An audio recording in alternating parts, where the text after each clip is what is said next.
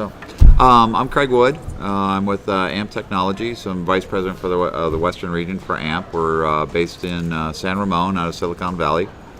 So we're on the technology side of retail. Neil Niker, who is our CEO, was supposed to be here today, and he got called back to San Francisco, as often happens with CEOs and so forth. So I'm happy to sit in and honored to be here in this place. Quick background on myself. I've been on the emerging technology side of things for really probably the past 20 years or so. I spent a number of years with AT&T looking for technology partners for AT&T to partner with. And following that, I went on kind of the partner side of things, working with early stage companies, helping them grow and doing strategic business development and so forth. So I came across AMP a number of years ago and was interested with them and joined them recently. So, talking, I think, a little bit more broadly, we're talking about technology and real estate today. I know we only have about 30 minutes, so that's kind of a pretty broad area to cover in 30 minutes. So I think what I can do is kind of encapsulate some of the key areas and things that we're seeing out there. Being here at ICSC, one of the big things and themes we hear just both in the news and even here at the show is that physical retail is on the decline. I came out here on Sunday and I attended a presentation Sunday evening, and the first slide was this nuclear mushroom cloud, and retail is dead, right? And I'm like, okay, guys, I think it's a little overblown, right? And particularly when you look at Amazon, which is the big retail giant slayer that everybody's worried about, and now you can go into shopping malls, and what do you see? You see Amazon moving into the physical space, right? So they're doing physical retail. So clearly, physical retail is not dead, okay? What's happening is physical retail is being reshaped. And just as what happens when you have big disruptive events, right? So you look back, and probably the last major disruptive event we had in society was the Industrial Revolution. We moved from an agrarian society to an industrialized society. Now we're moving from industrialized society to a technology-based society, right? So disruption is going to happen. But that doesn't mean that retail is going to go away. As we all know, human beings in our inherent nature, we're social creatures, right? So, and even you can go online and you can read studies now of people spending too much time on Facebook or online. They're showing signs of depression. So, people aren't just going to sit there in front of their computers all day ordering stuff. They're going to get out and they're going to get involved and engaged with others around them. So that creates a number of opportunities in terms of reshaping the retail experience to making it one that's maybe more interactive with the web and so forth, that you can bring some certain maybe virtual reality displays into the store, make it more engaging and fun that way. But more specifically, what it really comes down to, and what we're seeing in retail, is the battleground is data, right? So what matters the most is who has the most data, okay? Who has the greatest insights, and most importantly, who can execute on that data the fastest, right? It really comes down to knowledge is power and speed kills. And so when I have come into the real estate world and the retail side of things from a technology background, what's been most amazing to me is the lack of automation that exists in the real estate side of things. Even some basic automation steps. And you look at real estate's been around forever, right? I mean, it's one of the oldest industries, period, and it's one of the least automated. So I think what I'm looking at, if I'm a retailer, and what the strategic initiatives are and the strategic lever points are, is what does your data look like right now in terms of your business and how you're running your business? Is it siloed, right? Because we're seeing a lot of that. Is it manual? Is it being shared back and forth through Excel spreadsheets and emails and manual processes, right? Because what you need to do, if that's the state of your business today, which seems to be for a lot of people, the move is towards unified insights, okay? Being able to view your business at an instant, your key metrics, and not just dashboards, but being able to drill down into the underlying data. So for example, everything from your leasing, your finances, your site location, all of that. Where does all that stuff exist today? Is it spread out in different departments? Is it integrated? And so forth. Because there are companies that have integrated that now and are moving towards integrated. So not only are they getting that data insights, okay, they're getting it faster and they're acting on it faster. So they're going to be more nimble and more responsive in today's marketplace. And so that's, I think, kind of the key thing that people need to look at in assessing their business and what technology really means to them. It's still anybody's guess, including Amazon's, as to how the retail landscape will shape, right? They're opening up these physical retail locations not knowing what it's really going to be, right? What that optimal mix is going to be between online and physical, right? It's an experiment for them. They're collecting data, right? So that equation is still, and that story is still yet to be written, okay? But what they have done, obviously, is they have very good online data. So now they're moving in.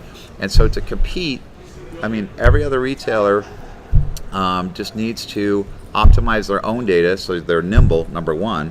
The other thing that's kind of interesting that I'm seeing is the technology side of thing actually levels the playing field a lot, right? So Amazon started off their website, okay, now they're getting into retail. Well, even mom and pop shops can open up websites and maybe just a basic store or something, and so now they're driving both. They got traffic and physical, and they can get in. So technology can actually be a great leveler for the retail space. And then I think we'll also see in terms of some of the larger retailers that have a larger established physical presence, we'll obviously see some reshaping of that and resizing of what their spaces look like. So obviously we've seen showrooming, we've seen a trend when online retail first came onto the scene, where people would go into a store, but then they'd go shop it online and then actually buy it online. Now we're starting to see the reverse come around, where people are shopping online, but they're going into the stores to buy it in person. And so, for example, my girlfriend, she absolutely, there are certain products she'll never buy online. Dresses and so forth, she needs the fit, she needs to touch the fabric, she needs all that experience.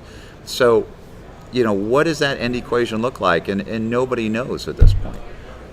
So we are seeing, some retailers move to smaller spaces, okay, and just reducing the amount of square footage they have so they support the inventory and doing that mix of capturing the people online and then they're going in there into the stores to buy it.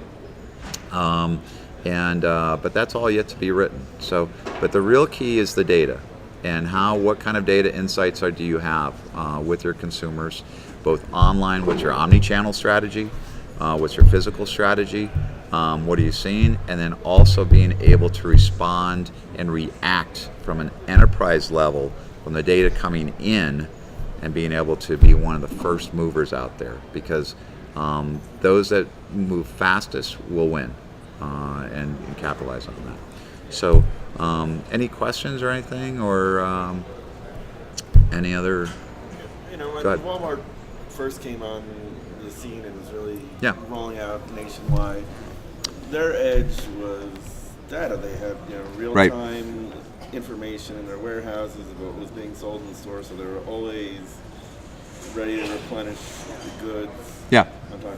Do you see that type of technology being rolled out, ubiquitously throughout the retail world? Have they gone beyond that now? Walmart's done interesting. So they've acquired Jet.com. So they've got Walmart.com. So they're trying to get more into the online space. Obviously, they're trying to compete more with Amazon. So the other trend, obviously, that we're seeing is expedited delivery, right? You buy it now and immediate delivery, right? So they're both competing head on to capture that. So definitely that kind of instant fulfillment model is kind of the holy grail that they're all chasing. And we're going to see more dollars spent on that. That's a tough one logistically for people to do. But you look at also from a technology standpoint, you look at the advent of Uber, right? So now you've got Uber Eats, you can leverage Uber for delivery, right? So even the smaller mom and pops have a logistical infrastructure out there, right, that they could leverage to do rapid deliveries okay, if it's local or something, they got to manage the inventory, but they've got that available. It would be on demand. So there's a lot of things that technology actually opens up versus closing down for folks. So and then I don't know, another area that I've spent a lot of time on, from a technology standpoint, is the indoor trafficking and indoor locationing analysis. So just as an FYI, I think there's a lot of money that's been spent on that that I think still needs to prove itself, right? So everything from Bluetooth beaconing to cellular sensors, I think there's a lot of money. It's expensive to deploy. I don't know if the people are getting the data back on that. So if you're looking to look at your online traffic and then seeing how it translates to your indoor traffic and how many people are coming in, dwell time, where they're spending their time, I have yet to really see a compelling solution that's affordable and gives you those data insights. So that's also kind of been a promise of the technology world and so forth. If you had an hour to sit down with the chairman of Sears or Kmart. Oh, you had to pick Sears, huh? Yeah. I'm going to give you a tough one, right? So, okay. How would you tell him to use technology to save himself? Unfortunately, I think the Sears issue is more of a brand issue. I think it's the products. I think they're just. I think they've lost their identity with the consumer and the engagement. I don't know if technology would really. I mean, honestly, if I was looking at Sears right now, I'd be looking to pretty much rebrand just about everything. I think it's a lot more than a technology issue. But in general, if I was talking to an early stage or just retailer and said, I'd be looking to, again, look at your data in-house. How quickly can you respond? Okay, are you unified insights and everything? Are you using collaborative tools so all your team members are looking at the same thing within platform? Okay, how much email is going back and forth? How much attachments are being attached? Cut all that down because the technology exists today. You have those collaborative tools where you can see these things and react faster. So that's number one. Second thing I'd be looking at is obviously your online presence. Okay, how successful are you? What are you just getting on your web traffic? Period. And then the third thing I'd be looking at is the omni-channel, right? How does all that tie together? And those would be the three big pillars that I'd kind of be looking at. Yeah. So, but yeah. Besides Amazon, who do you think is the best retailer?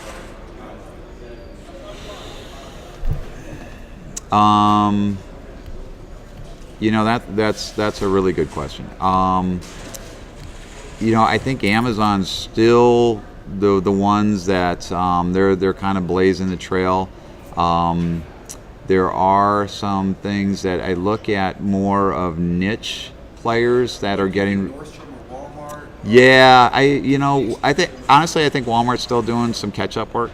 They're doing they're making a lot of progress. But I look at maybe some more like a Gilt Group or something like that that's more niche, and they're getting really good consumer engagement. There are some brands out there that are much smaller. Was it Gilt by Bubba? Was it Gilt? Yeah. They got bought. Yeah, so you look at that story. But you look at the reasons why they got bought, right? I mean, tremendous engagement. Do you want to shake a Walmart and be like, you spent $50 million this year and just give a great experience, unlike anybody else? Why aren't they spending the big bucks? I think they're doing it more in Jet. So they're spending in creating a new experience through Jet. So I think you look at a Walmart in particular. I think one of their challenges is they're so established, right? It's a little more challenging, and obviously their business is still doing pretty well. So I think they have to go with another brand, and they're doing it through Jet is their strategy right now. It's actually a fascinating podcast that I can forward to you guys about the Jet acquisition, and it's mainly to tie in. It's mainly the DNA of Walmart being tried so many times to be able to disrupt that. Yep. That instead they went to the dive, built diapers.com, and sold it to Amazon. That's about a Jet, and they put him in charge of all internet technology in Walmart for the acquisition because they have the DNA to be able to infuse it into Walmart. Walmart has to be able to create that. So they basically just adopted. So you think Walmart's just got a bad stigma?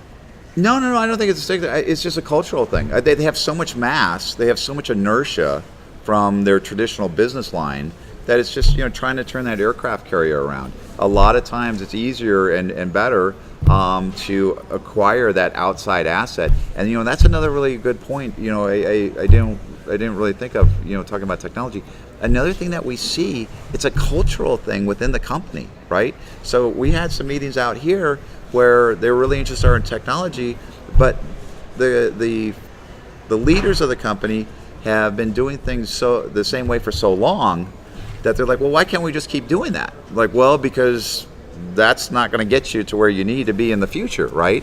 And so, you look at a Walmart or, having worked at AT&T, there's a lot of cultural inertia that can exist, and it can be really hard to change that out. And so many times you have to go outside the company to really make it happen. Yes? Data for small businesses, it seems like it's real difficult for them to wrap their head around. What place to go? What would you recommend? It doesn't matter if you're talking brokerage or even a retailer. What data do you think is extremely important to attach? So it's going to be all your critical financial metrics. If you're a retailer, it's going to be all your leasing information, and then your site selection. I mean those, and then probably like project management and deal lifecycle management. So those are the things that I'd be looking at in particular, obviously in terms of, and also your web traffic and so forth. So the challenge becomes not identifying necessarily what the data is. The challenge really is getting insights into it and tying it together, okay? And so that's the part where we've seen a lot. AMP has spent 6 years building what we call out-of-the-box intelligence, right? So now all of a sudden we can sit on top of data and just you ingest it and you're live very quickly. That's been the challenge, is tying it together. We see a lot of companies spending a lot of money and a lot of time and resources trying with their IT departments, trying to get it all integrated. And when we'll see things, they'll spend all this money, they'll integrate it, and then, oh, by the way, it gets to senior management, and the senior executives say, well, that's actually not what I need to see, right? Because there can be a disconnect just from senior management to IT, right? So that's the bigger challenge. And so, kind of expanding this conversation outside of just technology and what the technology can do, you really also have to be aware of the cultural dimensions of your organization. Where do you really sit today? How progressive are you? Do you have the right resources? And then what's the communication between, say, the IT group and senior management? And are they really talking to each other and hearing one another? Because we've seen a lot of internal projects fail. So, and I think that's probably the bigger one. It's getting the people to execute. That's the critical determinant. So, any other questions? No? All right. So good. So thank you very much, and hopefully that provided some insights for you and so forth, and kind of a really broad-based topic.